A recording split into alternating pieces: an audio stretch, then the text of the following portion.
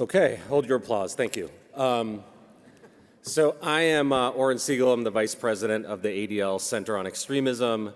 I get to work with a team that is dedicated to combating extremism and hate every single day by going in the darkest spaces. What I'm here to do today is to give a 4-hour presentation, but in 4 minutes. So I'm going to, bear with me, try to keep up. So let's just see if this works. It does. So every year we collect a lot of data. And for example, anti-Semitic incidents around the United States, we've been collecting that data since 1979. And in 2022, we documented nearly 4,000 anti-Semitic incidents. That includes harassment, vandalism, assault, and it was the highest number that we have ever recorded in 40+ years. Now, it's also the third time in 5 years that these numbers were the highest that we ever recorded. Now, there's not one single reason that we can ascribe to this rise in anti-Semitic incidents, but it does include a 102% increase in white supremacist propaganda targeting the Jewish community. It does include a 49% increase in anti-Semitic incidents at K through 12 schools. And it does, also include a 69% increase in assaults targeting specifically the Orthodox community. Now, this data is accessible on the ADL heat map that we make available. All the data, you can download it. There are over 50,000 data points on this map. You can filter it by city, by year, by state, and so on. And it really shows the steady increase of not only anti-Semitic incidents, but other incidents around the country. Of note, 18% of the incidents targeting the Jewish community have been carried out by extremist groups and movements. Now, of course, that means the majority have been carried out by average Joes or Janes. But again, if you look at the increase year over year, you see that this is something that is affecting communities around the country. Now, we also collect incidents of white supremacist propaganda, right? This is often the gateway into more nefarious and dangerous extremist activity. And on that heat map, again, if you look over the last 3 years, you see that this is happening around the country and that we have tracked nearly 7,000 incidents in 2022 alone, and that number will likely continue to increase. Now, a good portion of this propaganda is anti-Semitic, but it's also often racist. It's often targeting the LGBTQ community, the immigrant community. And the LGBTQ community in particular has been in the crosshairs over the past few years.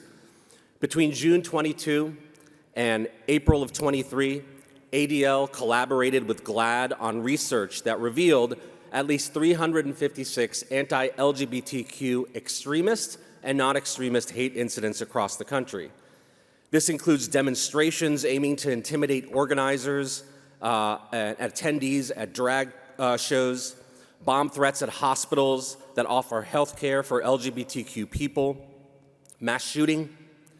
And these incidents of hate and extremism are an important part to understanding the larger landscape of extremism in this country. All of these data sets that we show on our heat map and in our products at ADL, we know are also very much animated by what we are seeing online and how that animates real-world activity. A recent report by ADL, for example, found that nearly 1 in 10 gamers ages 13 to 17 have been exposed to white supremacist ideology and themes in multiplayer games. And 52% of American adults have experienced hate or harassment online, and 37% including very severe harassment, including doxing and swatting, threats of physical violence, etc.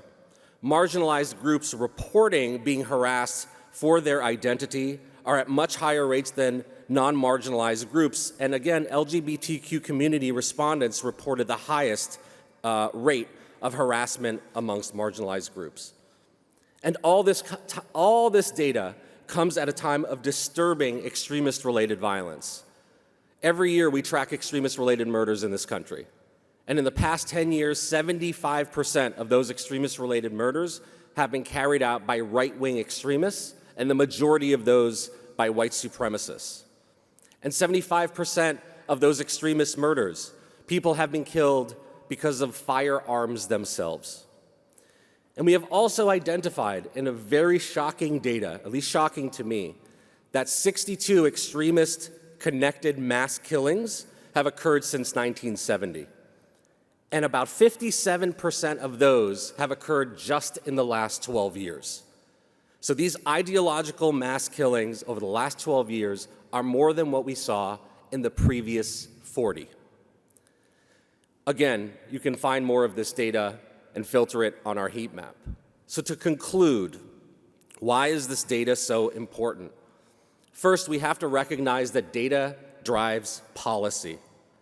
And to be able to break down these data sets, to have a better understanding of what is happening in the landscape and how they are connected to one another is critical to finding ways to push back against violence. We have seen how effective it can be when speaking to policymakers, elected officials, community organizations, the tech industry, when you're able to tell them what is actually happening in their backyard.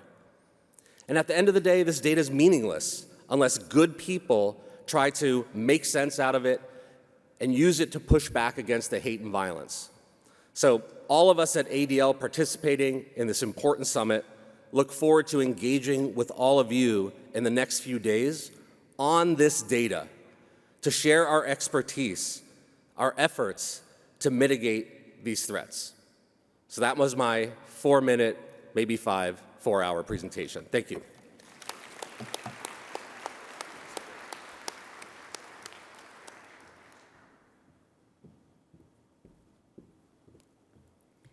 Good morning, everybody. It's absolutely wonderful to see so many old friends, partners in crime here.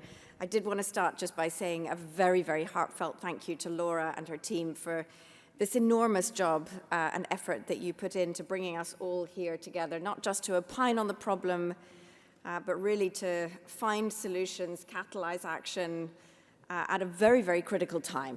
And that approach is very much part of ISD's DNA, and so for me, it's a great honor to be here as ISD's CEO. My name is Sasha Havlicek, and founder, so that we can work together on some of the challenges that Oren has laid out.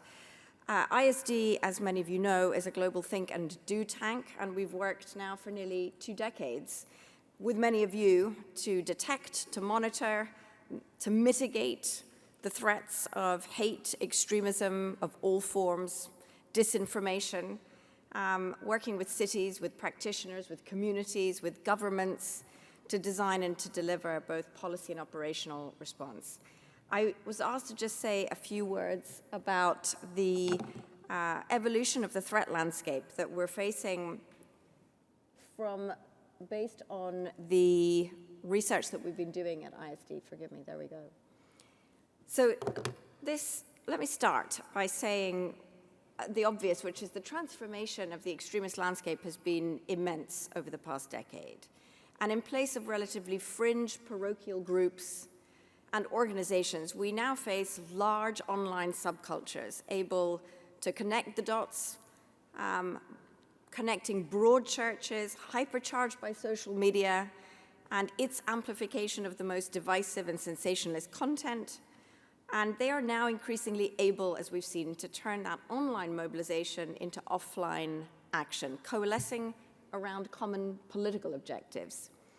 This graphic is a graphic of online accounts showing the increased interaction and mutual reinforcement between both the discourse and the tactics that we've seen of traditional extremist and hate groups, anti-government, culture war, and broader conspiracy networks. And conspiracism, as you all know, has seen this enormous boon during the pandemic, significantly expanding the audiences for hate and extremism. Beyond more traditional extremist ideologies like white supremacy, white nationalism, Salafi jihadism, violent conspiracy movements, incel and manosphere networks, and communities that glorify violence but offer mixed, inconsistent, unclear ideological stances interact in this online space across an increasingly broad set of platforms and products and vie for influence. A weird thing, I mean, just an example of that, 5,000 visitors we've just seen this last month to a central Islamic State website have come from incel forums. And these guys are borrowing from each other's tactics and narratives, each other's aesthetics.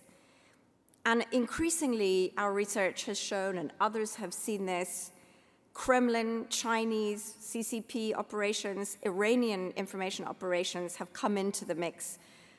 Commercial interests, exploiting and piggybacking off of domestic hate, weaponizing that hate, weaponizing conspiracy in a way that is amplifying both the threat of violence and the threat, frankly, to democracy.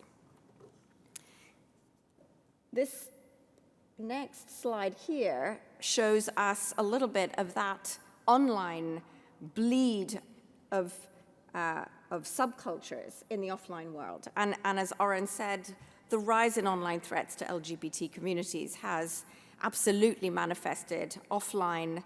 This is a visualization showing the different movements present, this broad church present at LGBTQ demonstrations in the US and the UK from some of ISD's recent research.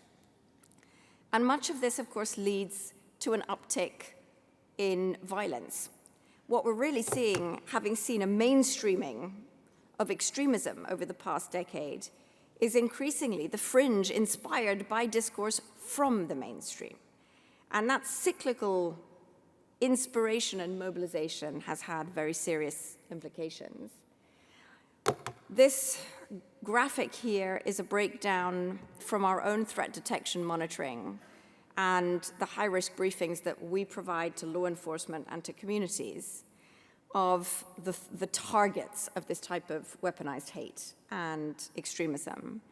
And it gives you a sense of that spread that many have talked about, the uptick in attacks against public officials, election workers, election infrastructure, health workers, law enforcement, all of whom, alongside this uptick you see here in LGBT attacks online, increasingly in the line of fire. And of course, we are bracing ourselves for a difficult election year ahead, not just in the US, but elsewhere. And while this type of data is stuff that we find on threats across this broader ecosystem of platforms, it should not distract us from the fact that there are still major problems with the mainstream platforms. And I do want to say this amplification online is part of the threat landscape we must get a handle on, and platform accountability, policy, and action is an absolutely desperately needed piece of the puzzle that we'll talk about, I know, over the coming days. We tend to think that the most extreme is no longer really the problem across those mainstream platforms. Some of this data shows that that's not really the problem, that's not the case. And we see from mapping we've done in many parts of the world, from the UK you see those numbers, on the most hateful, so hate speech, on hateful conspiracism, on extremist and terrorist content, serious reach on mainstream platforms still. A 27% growth of Al-Shabaab and Somali IS Facebook pages membership in the first half of 2022. Over 1 million TikTok views of 20 ISIS accounts in just 2 weeks in July. These are just snippets of research that we've done of late to evidence this. And then, of course, there's the platforms that don't want to be abiding by their own rules anymore. And you have here some of the research we've done lately on the 106% increase in anti-Semitism, 69% increase in pro-ISIS accounts, 69% rise in accounts following known misogynist and abusive accounts on Twitter post-takeover by Musk. Recommendation systems. This is not just that they're not enforcing their own rules. The algorithmic amplification of the stuff that comes closest to the red line is a massive problem, and we see some of the most harmful, potentially dangerous content being targeted at the most susceptible audiences. And that we've seen with everything from abusive hashtags recommended by the likes of Instagram and TikTok, in the top 10 search results for people looking for female political candidates, for instance. Women of color coming under absolutely extraordinary attack during election cycles. This is during the midterms here. Content promoting anti-trans, misogynist, manosphere views and recommendations being targeted at young boys and men to clean accounts that we set up. These are some of the really major challenges that we are facing that need to be addressed. Just in terms of the result of all of this, we've talked about the problems of violence, but the problem is a much bigger one. It is impacting civic discourse. It is impacting our opportunity to live in cohesive societies, and liberal democracy is on the line. The attacks that we see from outside, exploiting the divides within, are having a major impact. This is just a picture, the urbanization of politics from across Europe, and gives you a sense of what is afoot. Oren talked about the need for data to drive policy responses. I absolutely agree. But I have to say now that the threat landscape that I've just talked about is also changing for the organizations that do work on this space. And I would be remiss in not saying that the data access that we've enjoyed on certain platforms that we've never had on others is necessary in order to be able to shine a spotlight of transparency on the problems that we face, and in order for us to keep communities safe from threat, democracy safe from attack.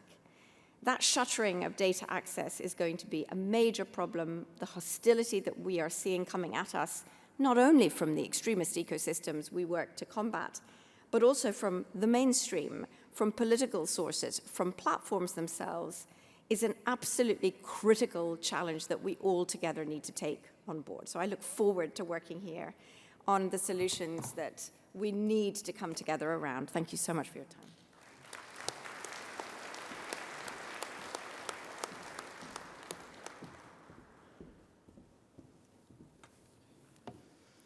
Good morning. I'm Amy Spitalnick. I'm the CEO of the Jewish Council for Public Affairs. I'm very grateful to be here, and particularly grateful to Laura and the whole team. I previously served as Executive Director of Integrity First for America, which brought a lawsuit against the Nazis responsible for the Charlottesville violence. And 2 years ago, I remember sitting on this stage to preview our upcoming trial. The next day, I headed to Charlottesville, and thankfully, after a 4-week trial, the jury returned a verdict finding every defendant liable for a conspiracy to engage in violence. And that accountability matters. And you'll hear a lot more about legal solutions later in this conference. But what's also become especially clear, not just in the 2 years since that trial, but in the 6 years since the Charlottesville violence, is that what was once considered fringe has now been normalized in our politics and our society. Jews will not replace us went from confounding chants to the basis for primetime television segments, mainstream campaign ads.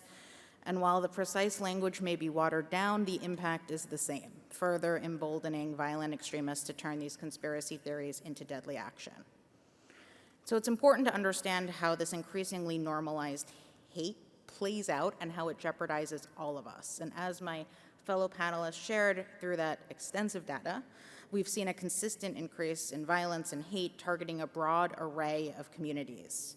Hate crimes, domestic terror attacks are all on the rise, and unsurprisingly, rising hate is coming alongside an increase in belief in conspiracy theories and the acceptability of violence among Americans. So a University of Chicago study found that since 2017, support for violence has doubled among Republicans while also increasing somewhat among Democrats. And notably, those supporting this anti-democratic violence are particularly more likely to believe two key conspiracy theories. The Great Replacement, 60% of people who believe in the efficacy of violence, and QAnon, 49%. According to another study by the Center for Countering Digital Hate, belief in these conspiracy theories are even higher among teens than among the adult population in general. Of course, at the core of these conspiracy theories is a deeply interconnected hate that threatens so many communities: Jews, Black people, immigrants, Muslims, the LGBTQ community, and so many others. And of course, threatens also the bedrocks of our democracy. And there's sadly no better illustration of how interconnected this hate is than the acts of violence themselves. A white supremacist who just a few weeks ago murdered 3 black people in Jacksonville, Florida, after painting swastikas on his guns. Neo-Nazis who are actively recruiting off of anti-drag and anti-trans events. Election deniers citing bigoted conspiracy theories. And of course, right here in Pittsburgh, where a white supremacist killed 11 people in synagogue, specifically citing the synagogue's work supporting immigrants and refugees, part of a larger cycle of white supremacist violence fueled by that increasingly normalized Great Replacement theory. So none of these forms of hate exist in a silo. Rather, they are inextricably linked, animating and fueling each other in a constant feedback loop with deadly consequences for our communities and our democracy. And protecting each of our communities requires tackling all of these forms of hate. Of course, there are some who'd like us to think that the safety and rights of one community somehow comes at the expense of another. And that is a deliberate tactic to keep communities apart at a moment when solidarity has never been more urgent. My safety as a Jewish woman is inextricably linked with that of the Black community, immigrants, Muslims, the LGBT community, and so many others. And so I want to end on what I hope is a hopeful note, because there truly are many reasons for hope despite this dire landscape. At JCPA, we are building out our own coalition work focused on how deeply interconnected Jewish safety is with that of other communities and the advancement of inclusive multiracial democracy. And we're particularly heartened that the White House heard many people in this room loudly and clearly and made cross-community solidarity a key pillar of its anti-Semitism strategy. And as I look around this room, I know that many of our partners in that work are sitting right here who understand that our safety is found in partnership and solidarity with one another and who are ready to get to work. And so I'm so grateful to all of you, looking forward to all the work ahead, and thank you so much.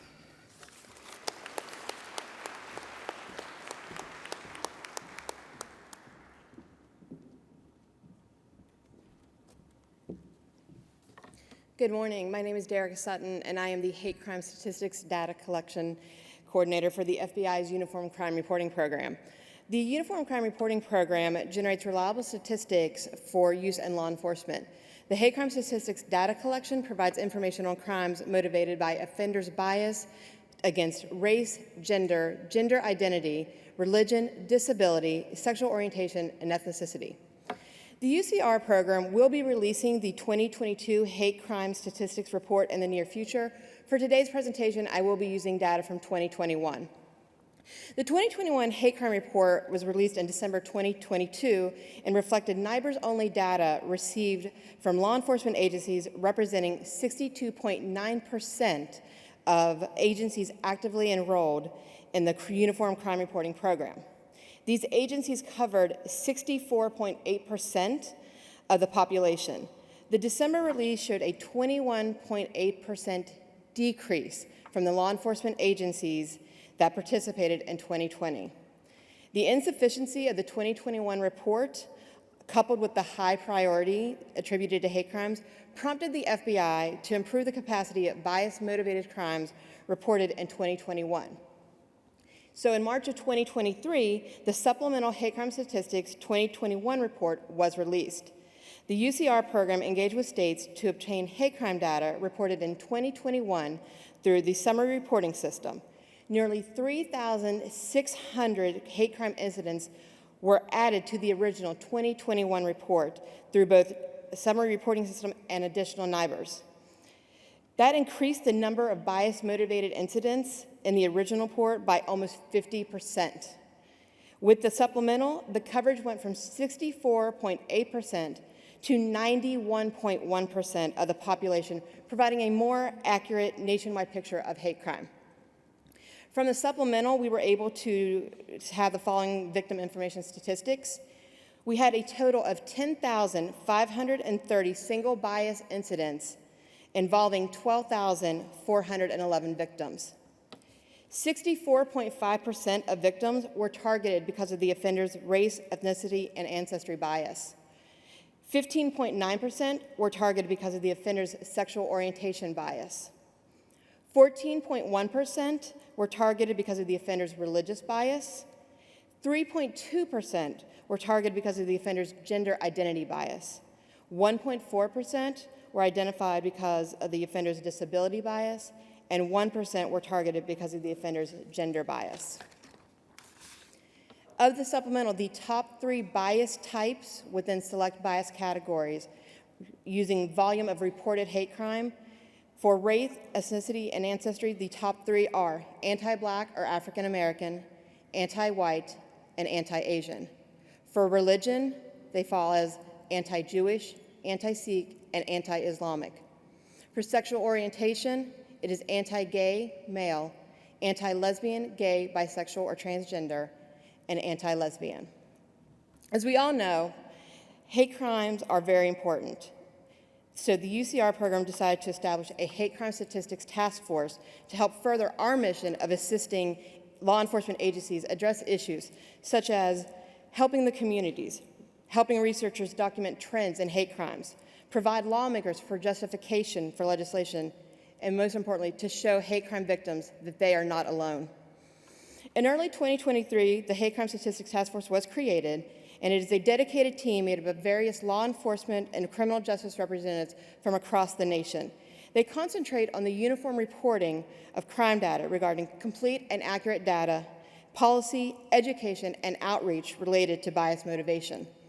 Our task force is working on a best practice document for reporting hate crime, exploring data values, and producing a marketing video to assist in explaining the purpose of hate crimes and encouraging participation.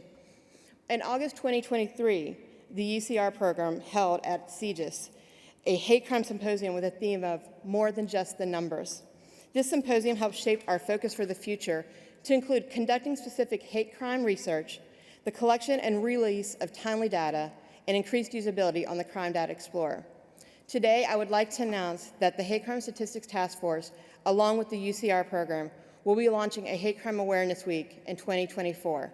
More details will be provided in the future. Thank you. I look forward to working with all of you on this momentous event. Thank you so much.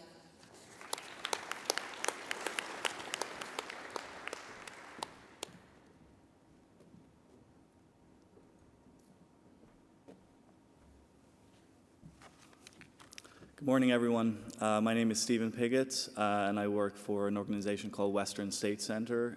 We are a 35-year-old organization based in the Pacific Northwest and Mountain States, and I direct our Momentum program within Western State Center, which is our program to combat the rise of white nationalism. We work with community groups and local government to equip them with tools that they need to deal with hate violence and hate organizing across the Pacific Northwest and Mountain States. We also do quite a bit of tracking and monitoring of white nationalist and anti-democracy groups in our region. And I want to talk to you today a little bit about some trends that we're seeing in our region with regards to hate violence and white nationalist activity in the Pacific Northwest and Mountain States. The first thing I want to talk to you about is the trend of really instilling a climate of fear within marginalized communities. One important example of that we've seen that I spent a lot of time working on this summer with my team was dealing with a number of a growing coalition of neo-Nazi white nationalists and active clubs who spent the summer about 2 months straight every weekend specifically targeting Pride events in our region.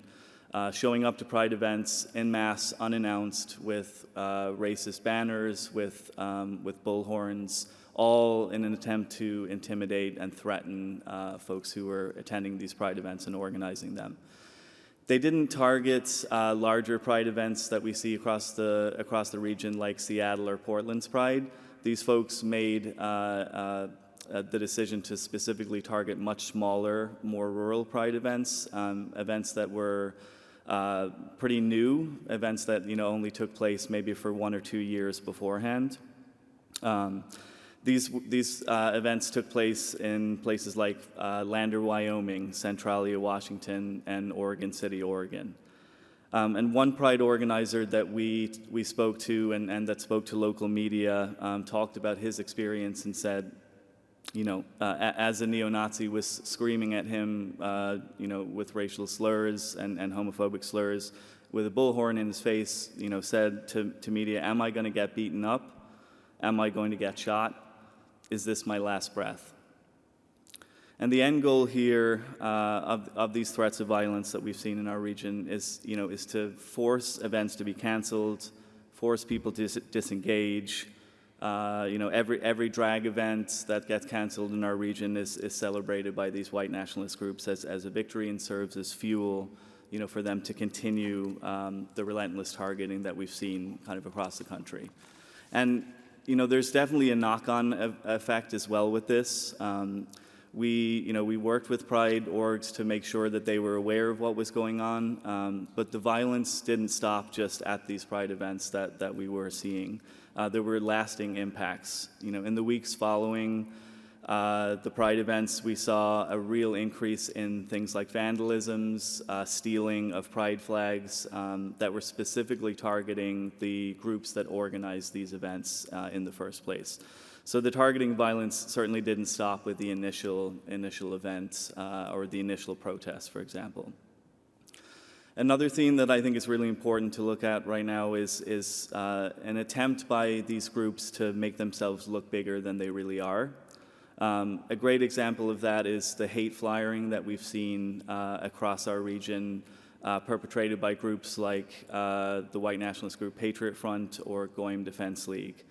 Do these folks have hundreds of people in hundreds of members in places like Eugene, Oregon? No, but every time they do a propaganda action like what Oren was talking about, it's designed to make it appear like they have members in every neighborhood, on every block, and it's intended to send a message to marginalized communities that they're being watched, they're not welcome, and that we, meaning white nationalists, are everywhere. And the impact of that can have real lasting effects and harkens back to kind of what I said earlier about instilling and continuing to instill this climate of fear. Finally, because I know we don't have much time, I wanted to talk about a trend that is really important as well. It's around those who operate within white nationalist circles and the broader anti-democracy movement are what I call multi-target opportunists. And what I mean by that is that they're able to quickly move from one target to another, from one, targeting one marginalized community to another. If you look at the flyers again, the racist propaganda and vandalisms that we've seen in the Pacific Northwest just in 2023, the targeting isn't just targeting one community. Even flyers that are being distributed from the same group, Patriot Front again is a good example, they're not all focused on the LGBTQ plus community, for example. They're focused on multiple communities and trying to target multiple communities at the same time. While Western State Center doesn't collect data, a critical resource in our region for this is the Bias Incidents Hotline that was established a few years ago by the state of Oregon. Attempts to create a similar hotline in the state of Washington were introduced in the legislature this year, but did not make it through. But I think there's going to be a continued push for next year. But I think the more recent numbers that we've seen in Oregon are a really good idea of what's happening on the ground with regards to this trend of targeting of multiple different communities. Just a couple of stats that I want to read here. Calls to this hotline increased 74% from 2021 to 2022. The number of anti-black incidents made up about 1/4 of what we saw. Those incidents reported in 2022. As schools have reopened, there's been a major increase in incidents happening in schools from 36 in 2020 to over 400 last year.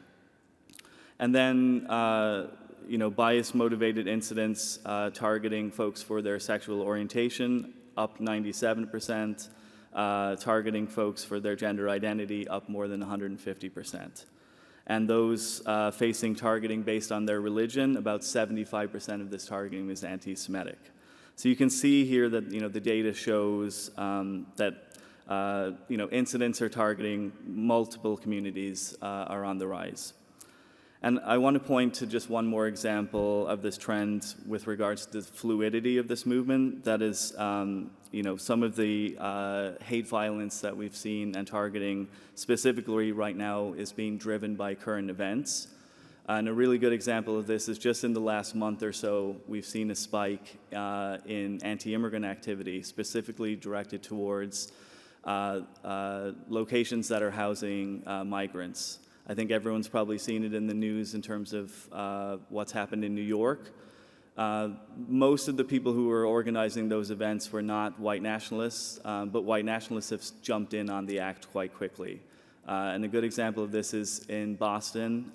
We've seen a neo-Nazi group, NSC 131, have engaged in multiple protests directed towards a hotel that's housing migrants in that region. And it's to the point now where there's folks who are housed in that hotel who are not allowing their children to go play in the neighborhood or even play within the parking lots within that hotel because, again, they're scared that these neo-Nazi groups are going to return yet again to target them. And like Amy, I do want to conclude on a more positive note. The work that Western State Center is doing with community groups in our region really gives us, me, a lot of hope. Yes, there's a massive spike in hate crimes and the targeting of these communities, but at the same time, there's a lot of communities also standing up. And I'm really thankful to Laura and to the folks who organized this event because that's going to be a major theme of some of the working groups that we're going to see later on in this conference. And it gives me hope that there's plenty of opportunities, be it through community action, through legal means, to respond to the rising levels of hate that we're dealing with in this country. So I'll pause there. Thank you.